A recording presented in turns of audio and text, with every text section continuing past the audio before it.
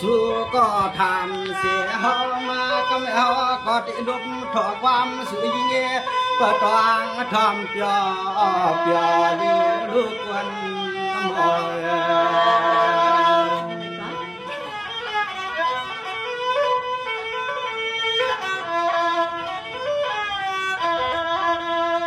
เลยคำวันน้องวันก็ทำหักว่าจีบว่าจักบอกนุ่งนอนเสียงทุ่งเมืองไก่สู้ก็ทำกี่มาคุ้มเยอะในห้องก็ได้สำขึ้นนั่นละทบเพียนี่เราหน้าเนี่ยเรา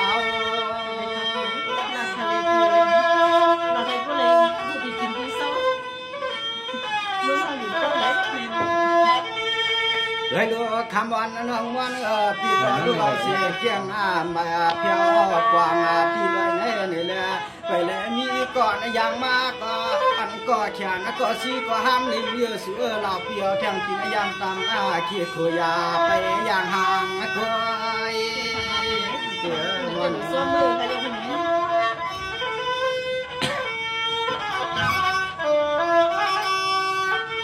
เวลาลูกเฮาก็มองไหลทั่วเบื่อก่อนก็ฮักก็เปียงก็หล่อมเปิ่มวางที่หอดที่เฮือนก็ห้ามในเรือเสือเฮาเปิ่มวางอยู่ตาเสียก่อนตาที่เล็กทั่วแทงเสียงมีเสียงตอนเจียงไม่เข้าในวางคำวางในเสือ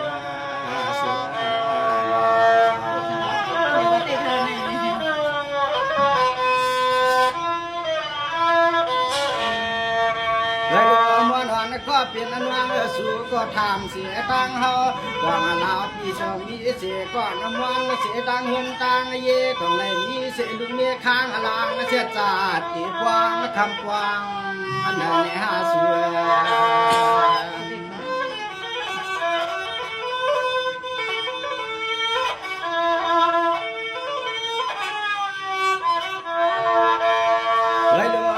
เต็มปางคำการคอนตันอัน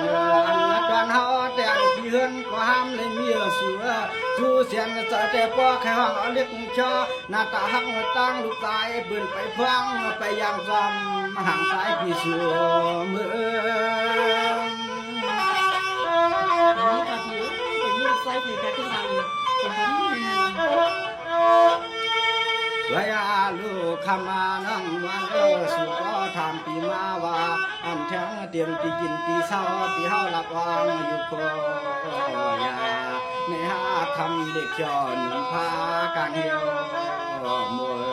ใน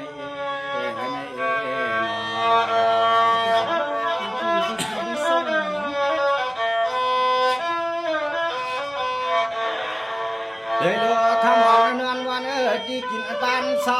เด็ดยังเมื่ออันวันทุ่งเมืองจึงไปเดี๋ยวก็เศร้าหลับเตืองทุ่งเมืองตอนอัวเปลี่ยนเศร้าสร้างกินดินตอนเมืองกลุ่มไก่ว่ามันไก่สว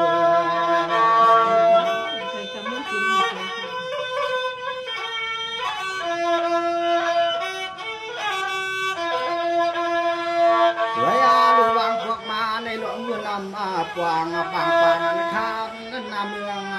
เสือลมวนจำเสียนตาเสียนตังได้รับหอดมากันตีเล็กทุบแถวตังมีเสียงตัดได้นองแล้วที่เสียงดีมีเสียงยังไปน้องคาราโอเกะยังไปใส่กองที่ใต้เย็นเลยดูคำว่าน้องวันกันไม่หอบก็ดีทำตาทำปีกินปีอยู่ทำพัน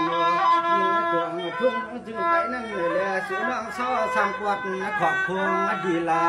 น้อง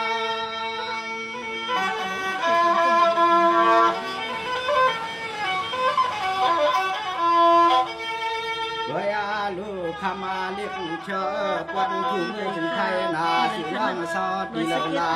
เขาก็ย้อนต้องทำให้พ่อที่เพื่อพ่อจังยังก็พากันเชยที่หมอกลงของนาใช้ลูกวันมันฟ้าได้เกิน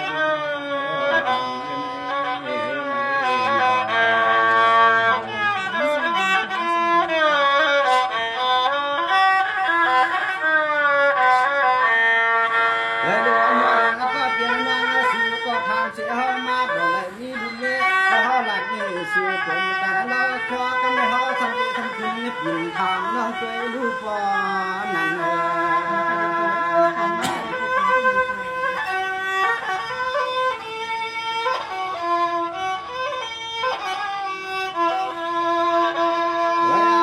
คำว่างาน้องมันกลางเสียน้องมาก็กวางพอเที่ยวหัดมาเลียดซ้อนไม่กี่จังเวลาหอถามต้องสุน้องปานักก้อนได้กวางตีทองนายเยือนเราถามสุน้องมาแข่งไหลก็ไหลเขาก็ยังต้องทำตัวเว้ก็พากันล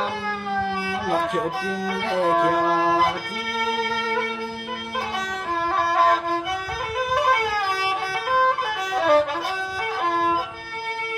ด้วยลูกคำเรียกเธอสุนังลูกตีหอดตีเฮือนนั่งมานั่งมาแข่งไหลก็ไหลกูสุนังอย่างความดูใจเป็นตาไปแล้วลาก็ยังต้องทำกว่า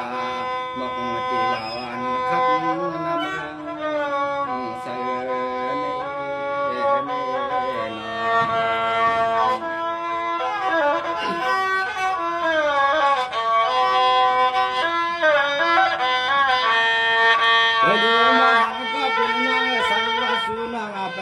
เสือเจ็บป่าว่าแข็งเขาก็ย้อนพี่เราก็สมเขากลางว่าแข่งกันจำนั่นแหละขึ้นหมอกปันดีกว่า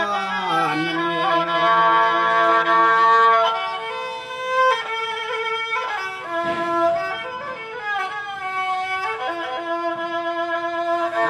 ก่อนเฮาเนี่ยเดี๋ยวขาตำก็สมลำกองยาวพากันดำจะเงื่อสังสือสูงห้ามเกิดไว้ตีก็พอสำนักนับพึ่งสูงน้องขึ้นดับเป็นพี่ให้พอเจียงแล้ว